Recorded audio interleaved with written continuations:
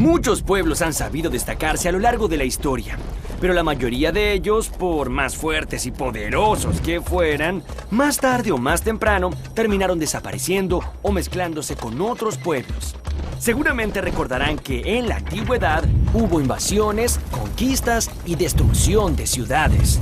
Sin embargo, hubo un pueblo muy pequeño que, a pesar de su escaso poder militar, logró permanecer y permanecer hasta la actualidad, atravesando el vasto océano de la historia.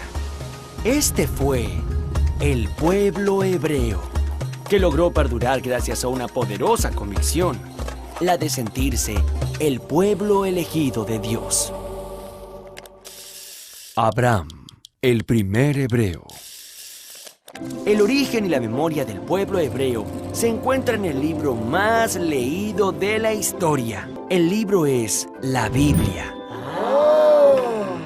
La Biblia nos cuenta que hacia el año 1900 a.C., Abraham, el hijo de un escultor de la ciudad de Ur, selló un pacto con Dios y este le prometió las tierras de Canaán. Entonces, Abraham emprendió la importante misión que le había sido encomendada. Reunió a todo su pueblo fuera de las murallas de la ciudad y lo guió en el largo viaje hacia las tierras que le habían sido prometidas. Había un pequeño problema. Las tierras de Canaán no eran nada fáciles de habitar. Un gran número de pueblos de la región también estaban muy interesados por ocupar esos territorios. Es que esas tierras eran ricas y fértiles, y además se encontraban justo en el medio de los dos grandes reinos de esa época, el de Egipto al norte de África y el de Babilonia en la Mesopotamia. Estos dos poderosísimos reinos se disputaban estos territorios, ya que por ahí pasaban una infinidad de rutas comerciales. Pero para los hebreos, esa tierra era mucho más que una zona fértil. Como decía la Biblia, era su tierra prometida.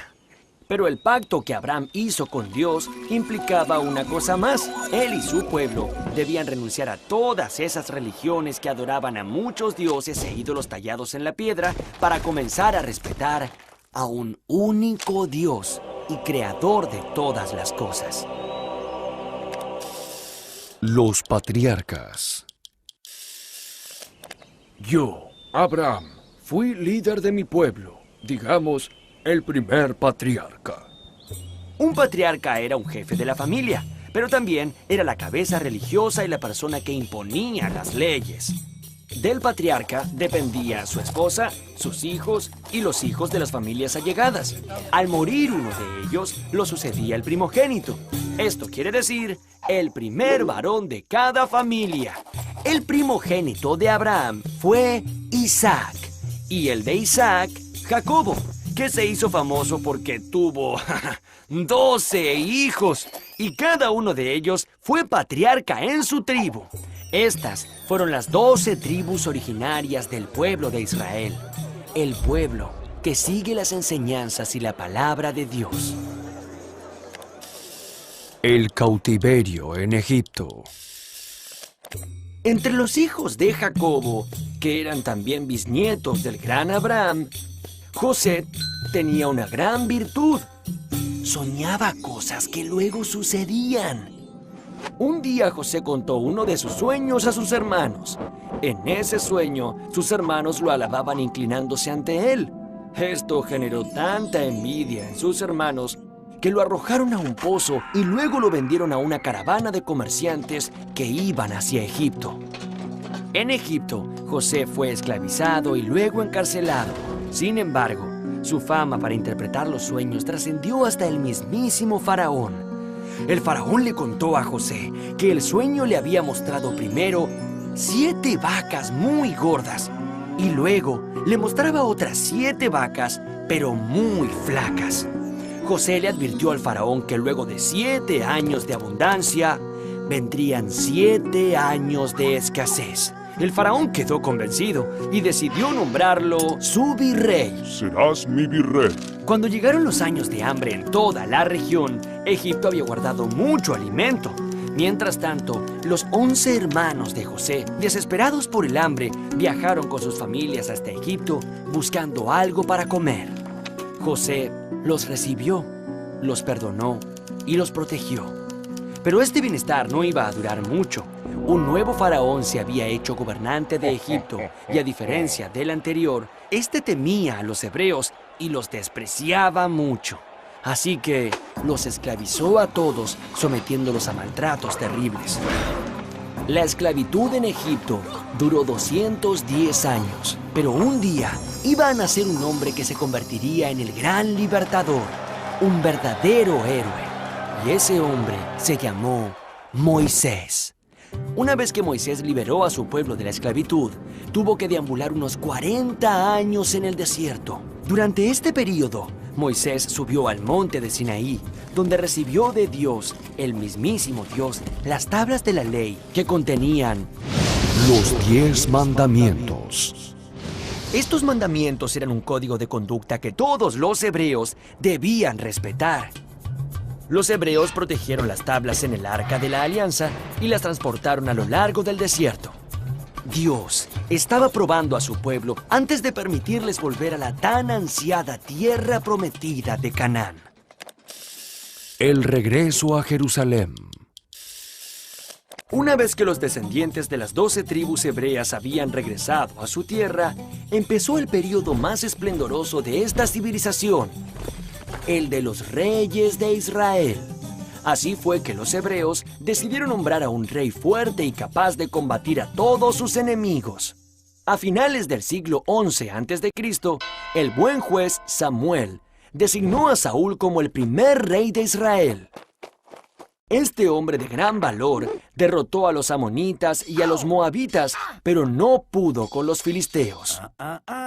Entonces, un joven pastor llamado David sobresalió entre todos y desafió al gigante Goliat, jefe de todos los filisteos.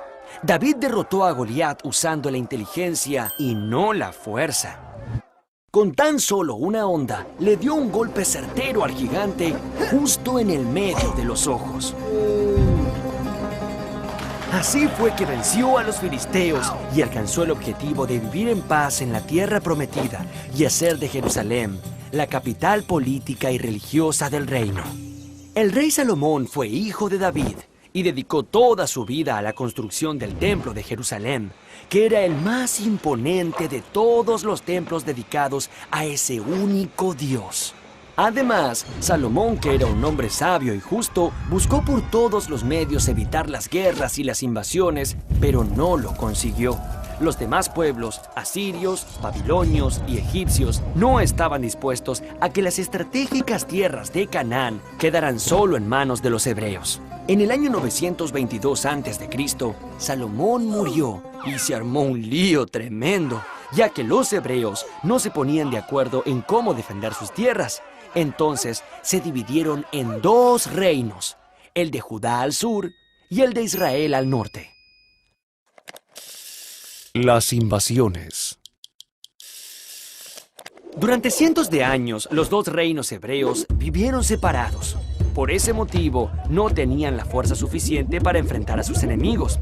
El reino de Israel duró casi 200 años hasta que el gran emperador de Asiria, Sargón II, lo invadió, destruyó la capital Samaria y expulsó a los hebreos a otras regiones. El reino de Judá duró más tiempo, hasta que un rey de Babilonia, Nabucodonosor II, invadió la ciudad sagrada de Jerusalén.